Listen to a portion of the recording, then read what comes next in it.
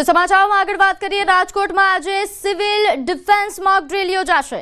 શહેરની ભાગોળે આવેલા વિસ્તારમાં 8 વાગે મોક ડ્રીલ અને બ્લેકઆઉટ કરવામાં આવશે। ઓપરેશન શીલ્ડ અંતર્ગત આ મોક ડ્રીલનું આયોજન કરવામાં આવ્યું છે। રાજકોટના માધાપર વિસ્તારમાં મોક ડ્રીલ અને બ્લેકઆઉટનું આયોજન છે। સાંજે માધાપરની ઉત્તરે રેલવે ટ્રેક વિસ્તાર, આ ઉપરાંત દક્ષિણે રાજકોટ જામનગર હાઈવે અને પૂર્વમાં રાજકોટ મોરબી બાયપાસ અને પશ્ચિમમાં નાગેશ્વર જતા રોડ સુધીના વિસ્તારમાં નાગરિક સંરક્ષણ કવાયત હાથ ધરવામાં આવશે। માધાપર વિસ્તારમાં રાત્રે 8 વાગે સાયરન વગાડવામાં આવશે। નાગરિકોએ આ સમયે પોતપોતાના ઘરની લાઇટ તથા સોસાયટીની કોમન લાઇટ બંધ કરવાની રહેશે।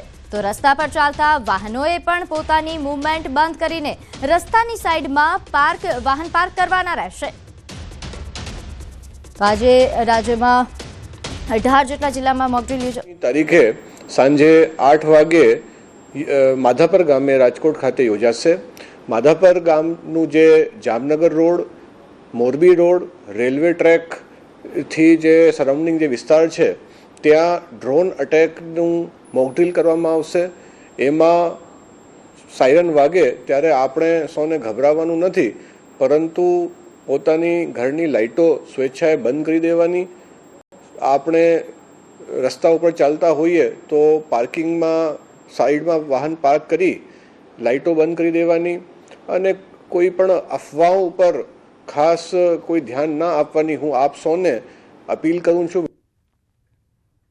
તો દેશભરના નાગરિકોને સંરક્ષણ મામલે વધુને વધુ તાલીમબંધ કરવાના ઉદ્દેશ્યથી વધુ એક વખત સિવિલ ડિફેન્સ મોક ડ્રીલનું આયોજન કરવામાં આવ્યું છે। ત્યારે અમદાવાદમાં પણ ઓપરેશન શીલ્ડ અંતર્ગત આજરોજ સિવિલ ડિફેન્સ મોક ડ્રીલ યોજાશે। શહેરમાં શાહીબાગ કન્ટેનમેન્ટ ખાતે, જ્યારે વિરમગામ પોલીસ લાઇન ખાતે મોક ડ્રીલ યોજાશે।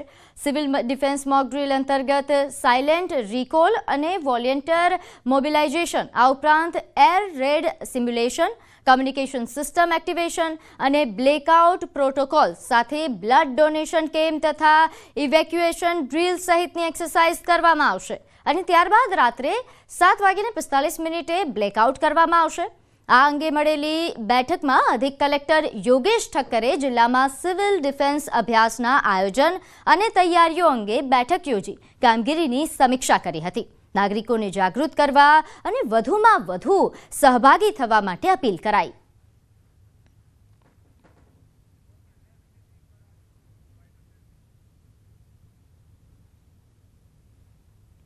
મોક ડ્રીલમાં 6 અલગ અલગ પ્રકારની એક્ટિવિટી અને ડ્રીલ કરવામાં આવશે।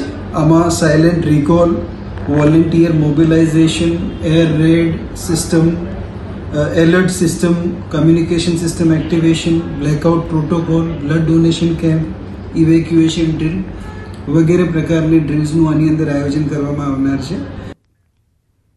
તો આગળ વાત કરીએ, અમદાવાદ મલ્ટી એજન્સીઓ દ્વારા HADR કવાયત યોજવામાં આવી। સાબરમતી નહેર પર આ કવાયત યોજાઈ। કુદરતી આફત સમયે પહોંચી વળવા એજન્સીઓ દ્વારા ખાસ કવાયત યોજવામાં આવી। NDRF, SDRF, પોલીસ તેમજ NCC અને સિવિલ ડિફેન્સની આ સંયુક્ત કવાયત, જેમાં પૂર જેવી પરિસ્થિતિમાં એકબીજાને કઈ રીતે સહયોગ આપવો તેને લઈને માર્ગદર્શન અપાયું। આપત્તિ સમયે કામકાજ સરળ, ઝડપી બને તેવા પ્રયત્નો કરશે। આ ઉપરાંત દરેક એજન્સીઓ અન્ય એજન્સીઓના કાર્યપદ્ધતિ અને સાધનોથી માહિતગાર કરવામાં આવશે। NDRF દ્વારા બચાવ કામગીરી અને ઊંડા પાણીથી બચાવ કામગીરી પણ યોજાઈ। આર્મી એન્જિનિયરિંગ દ્વારા દોરડાથી સ્થળાંતર તેમજ ડ્રોનથી આવશ્યક ચીજ વસ્તુઓ પહોંચાડવાની કવાયત હાથ ધરાઈ।